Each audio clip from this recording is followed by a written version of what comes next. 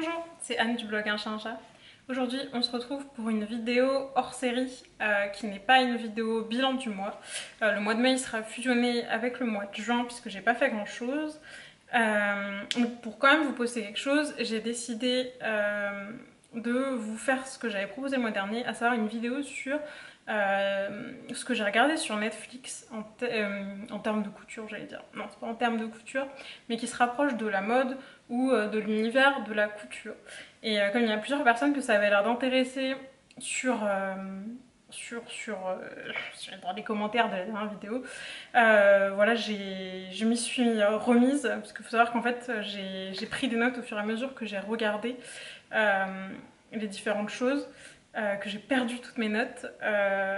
Donc j'ai refait des notes qui sont pas forcément aussi précises qu'à l'époque, parce que c'est des choses que j'ai regardées sur les 2 ou 3 derniers mois.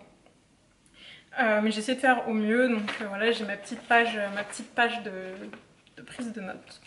Il y aura 3 parties. Il y aura une partie sur ce qui est documentaire, une partie sur les films et une partie sur les séries qui sera très très brève. Je vous mettrai les timecodes dans la description pour switcher sur une autre partie si vous voulez. Et évidemment, tout ce dont je parle sera listé sur le blog, donc unchatuncha.com, où vous retrouverez tout en fait, ce dont je vous parle, les noms de tous les de tout ce que je vous propose en fait. Donc n'hésitez pas à aller voir l'article. Normalement le lien vers l'article sera aussi dans la description. Donc je vais commencer par la partie documentaire parce que c'est ce qu'il y a le plus sur Netflix. C'est même étonnant d'ailleurs qu'il y en ait autant. Alors le premier dont je vais vous parler c'est House of Z. House of Z, je ne sais pas, voilà.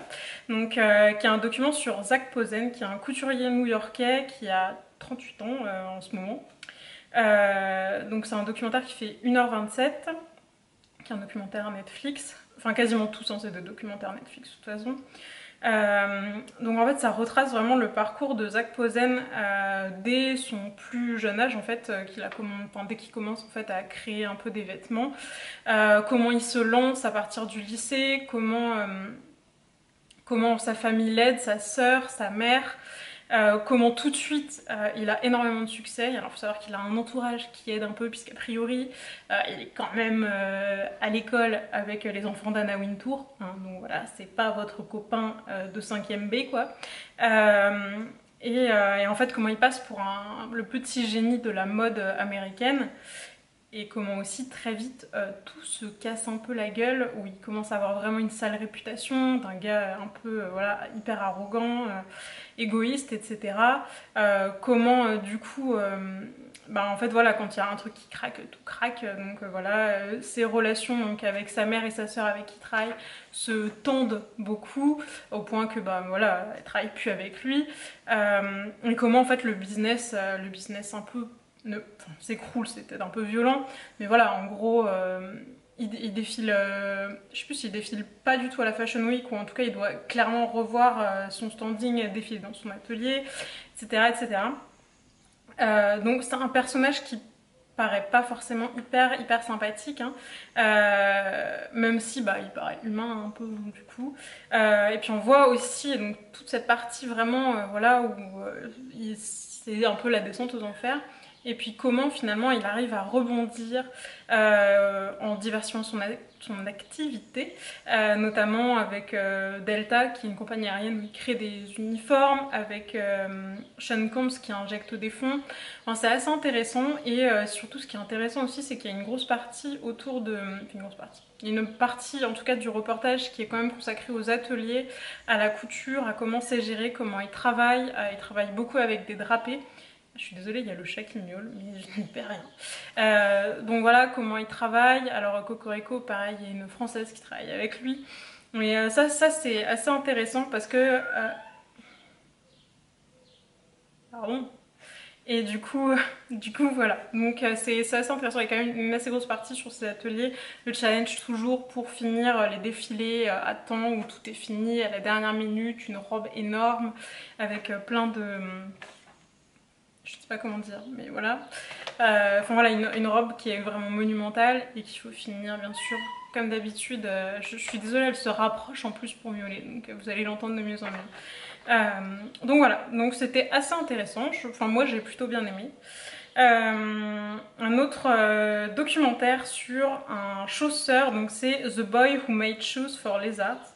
Donc là c'est pareil, un documentaire de 1h28 qui est sur Manolo Blahnik.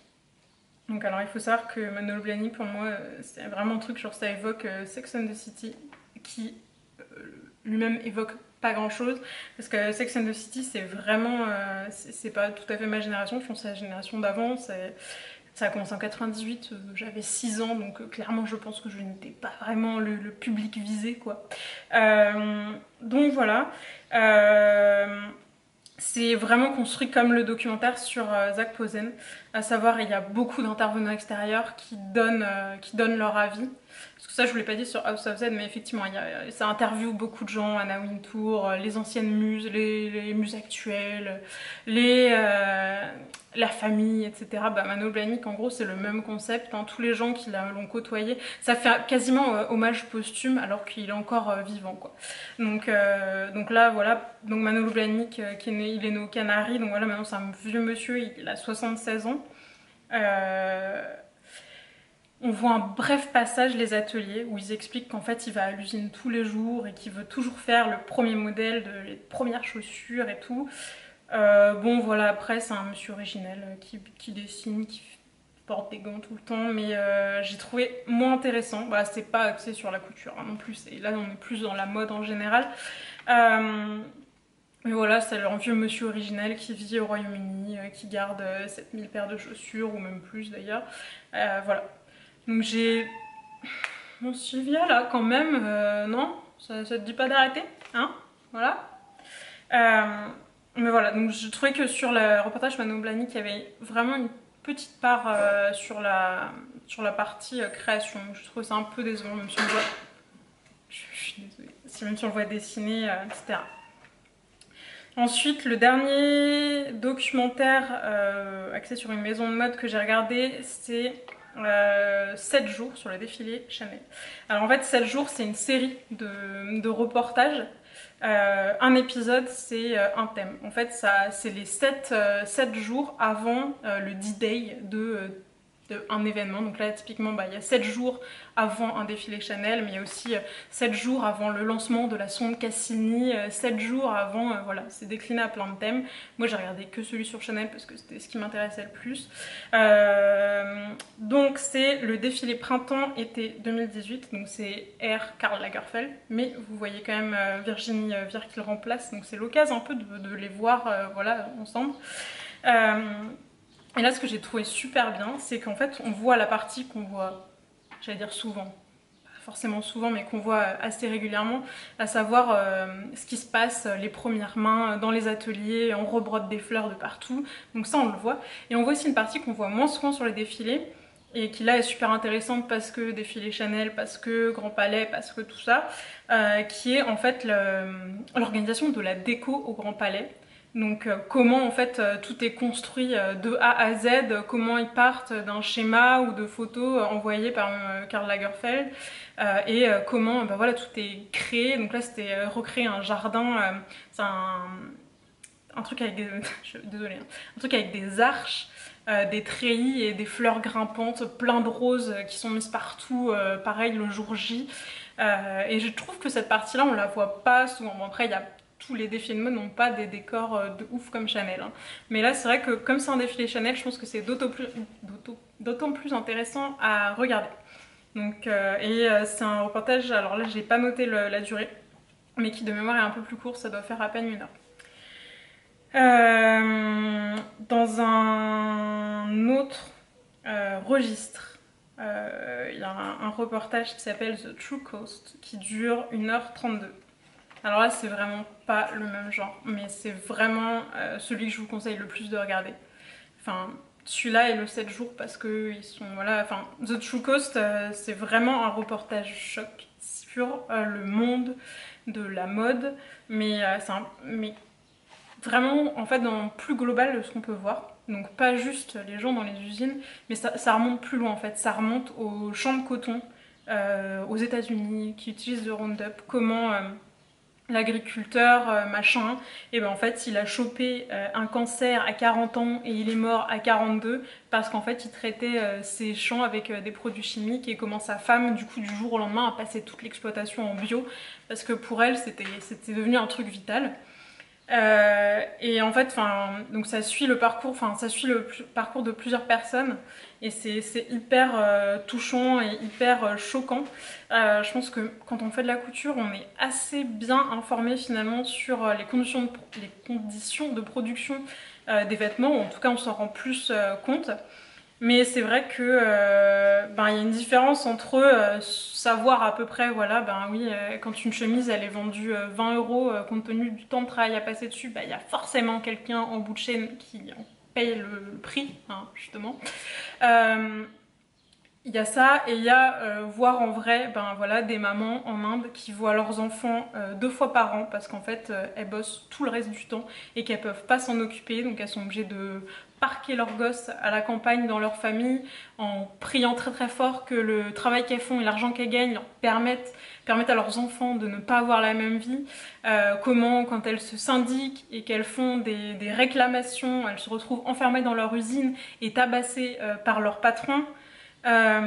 Comment en Asie du Sud-Est il y a eu des manifestations pour réclamer un salaire minimum, je crois qui de mémoire était dans 160 dollars américains par mois, et que la police a tiré à balles réelles dans la foule et a tué des gens. Enfin voilà, moi c'est un reportage qui m'a beaucoup choquée. Idem comment les tanneries de cuir en Inde qui utilisent beaucoup de métaux lourds, en fait les gens travaillent au contact direct, presque se baignent dedans, que tout est déjà rejeté dans l'eau, dans les fleuves où les gens boivent, se baignent, etc. Qui est déjà un désastre environnemental, et les conséquences que ça a sur les enfants de ces zones-là qui naissent avec de plus en plus de malformations.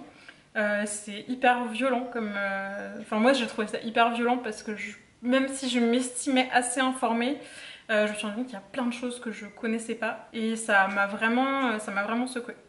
Donc en termes de documentaire, si je vous en conseille 2, c'est le 7 jours Chanel parce qu'il passe vite, c'est assez dynamique, et le True Cost parce que on apprend des choses, et voilà, c'est vraiment, enfin moi ça m'a vraiment marqué hein, comme documentaire.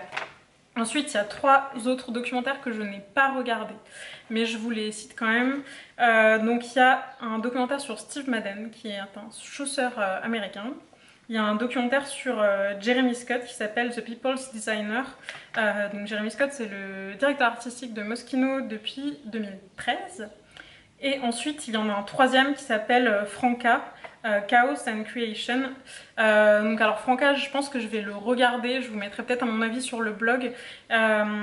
C'est le seul documentaire sur une femme. Voilà. Faut savoir qu'il y a au début moi quand j'ai commencé à regarder Netflix, il y avait un documentaire sur Iris van Hervel, mais il est plus proposé maintenant, donc je vous en parle pas du coup.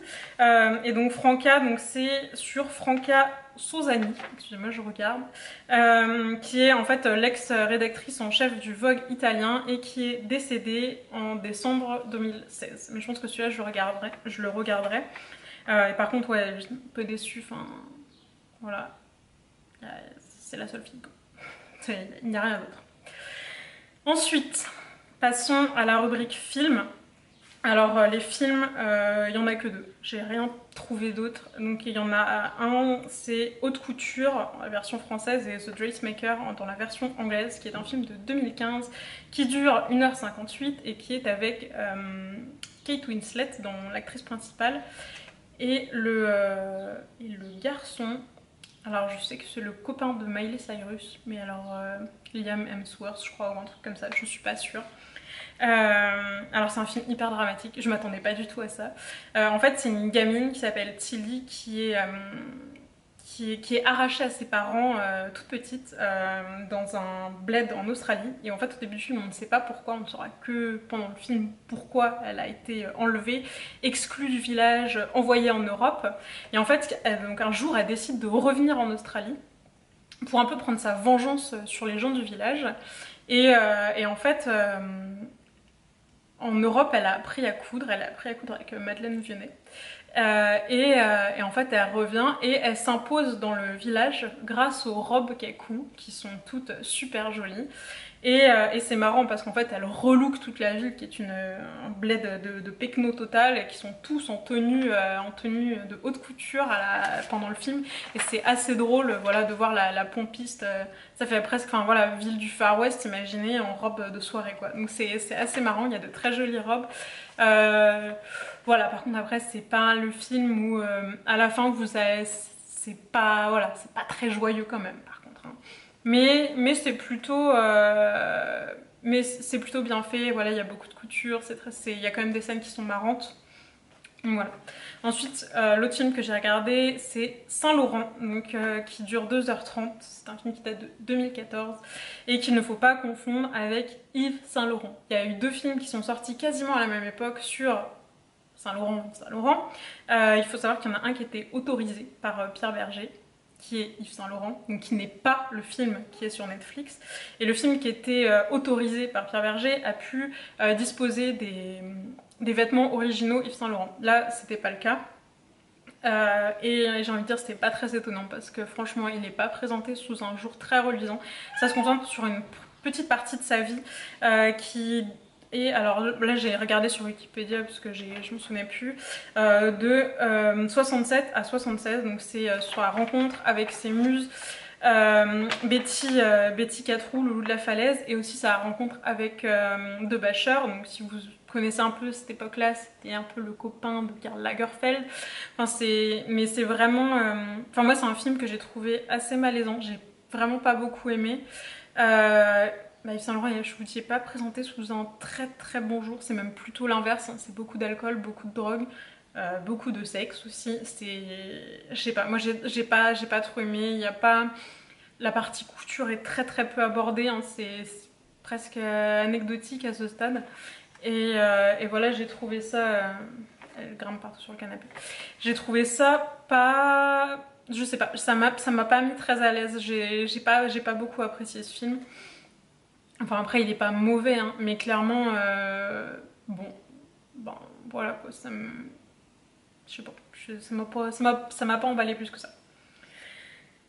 Donc voilà, en termes de film c'est tout. En termes de série, ça va être très rapide puisque alors il y a The Assassination of Gianni Versace que j'ai pas regardé, donc je ne pourrais pas vous en dire plus. Et l'autre série que j'ai trouvé qui a un vague lien avec la mode, c'est Girl Boss. Mais là, c'est pareil, en fait, c'est une série qui a une saison et qui a été arrêtée par Netflix, donc il n'y aura jamais de suite. Donc je me suis dit, est-ce que ça vaut le coup d'en parler? Bon, pourquoi pas. Girl Boss, ça retrace, plus ou moins, hein, c'est un peu romancé, la vie de Sofia Amoruso, je voulais bien le prononcer, qui est la fondatrice de Nasty Gal, qui est une marque de vêtements maintenant aux États-Unis, mais en fait, à la base, en gros, elle chinait des vêtements, elle les coupait, elle les stylisait un peu, et en fait elle les revendait sur eBay à l'époque, donc c'était genre début des années 2000 tout ça. Alors moi j'ai pas trouvé le personnage principal très sympathique, du coup j'avais regardé les premiers épisodes quand c'est sorti, et j'ai décroché parce que je trouvais pas ça d'un intérêt fou, et je trouvais pas le personnage très sympa. Donc voilà, mais après il y a un peu de mode dedans. Mais vraiment, voilà, c'est pareil, hein, c'est aussi très axé sur la vie amoureuse du personnage principal, etc. Alors son activité, c'est un bout de la série, hein, mais voilà, bon, pas plus que ça, quoi. Et donc, enfin, ce que je voulais vous dire aussi, donc là c'est hors Netflix, mais pour ceux qui n'ont pas d'abonnement Netflix, c'est peut-être très bien. Si vous aimez la haute couture, je vous conseille la chaîne YouTube de Loïc Prigent, qui fait des super reportages. C'est très drôle, ça se prend pas la tête. Si vous connaissez, enfin il a fait vraiment beaucoup de reportages déjà sur le monde de la mode. Et là donc maintenant il a une chaîne YouTube où il poste des vidéos pour l'instant quasiment toutes les semaines. Et c'est très très bien. Moi j'adore vraiment, je trouve ça super quali. On voit vraiment les backstage, voilà, des défilés, des maisons, des essayages, des trucs. Et voilà, et ça se prend pas au sérieux en fait, c'est assez drôle. Donc je vous conseille vraiment sa chaîne YouTube. Et puis bah, je pense qu'on a fait le tour. Voilà, mon top 3 c'est The True Cost, le 7 jours Chanel et le film Haute Couture. Voilà, si vous voulez mes recommandations. Et puis bah écoutez, si vous avez vous des choses à me conseiller à regarder sur Netflix, bah, je vous invite à me les mettre en commentaire. Et puis bah, après, qui sait, je ferai peut-être un épisode 2 ou alors je compléterai sur mon blog. Bah écoutez, je vous souhaite... je suis désolée, je la suis du regard parce qu'elle fait des conneries de partout. Elle est en train de sauter dans le jardin par-dessus une jardinière. Ce chat est intenable. Donc voilà, j'en étais où? J'en étais à vous dire au revoir et puis à bientôt.